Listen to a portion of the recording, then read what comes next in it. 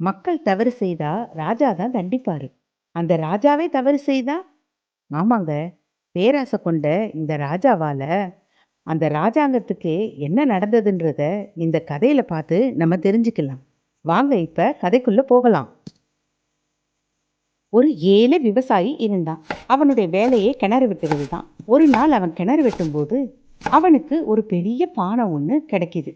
அந்த பெரிய பானையை அவன் சுத்தம் செய்து அதை தன்னுடைய வீட்டுக்கு அவன் எடுத்துக்கொண்டு வரான். அப்போ இரவு அவன் என்ன பண்றான், தன்னுடைய மண்வெட்டிய அந்த பானைக்குள்ளேயே போட்டுட்டு தூங்கிடுறான்.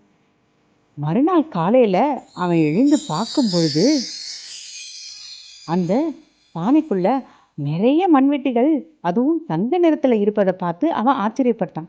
உடனே அவன் அதை எல்லாம் விற்று ஒரு பெரிய செல்வந்தன் ஆகிறான். அது மட்டும் இல்லாம அவன் புது துணிகள் வாங்குறான், சொந்த வீடு வாங்குறான். இதெல்லாம் கேள்விப்பட்ட அந்த ஊர்ல இருக்கிற ஒருவன் அதை வந்து ராஜா கிட்ட சொல்றான்.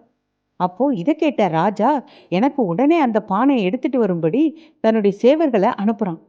பானைகளை எடுத்துட்டு வந்த அந்த சேவகர்கள் ராஜாவிடம் அந்த பானையை கொடுக்குறாங்க. ராஜா தன்னுக்கிட்ட இருக்கிற எல்லா பணத்தையும், தங்கம், வைரம் எல்லாத்தையும் அந்த பானைக்குள்ள போட போட அது எல்லாம் அதிகரிக்குது. ராஜா தேவைக்கு மேல அதிகமா சம்பாதிச்சுறாரு.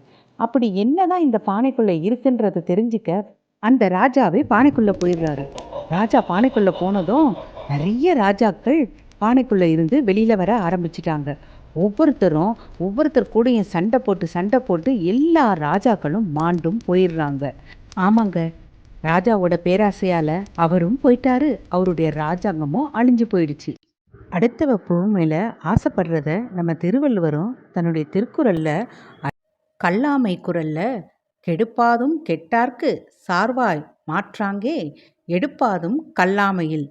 குறளின் பொருள்: பேராசையால் பிறர் பொருளை கவர்வது ஒருவனுடைய செல்வத்தை கெடுப்பதோடு மட்டுமல்லாமல் முடிவில் அவனை துன்பத்தில் ஆழ்த்தி பெரும் நஷ்டத்தை ஏற்படுத்தும். இந்த கதை உங்களுக்கு பிடிச்சிருந்தா லைக் பண்ணுங்க, சப்ஸ்கிரைப் பண்ணுங்க.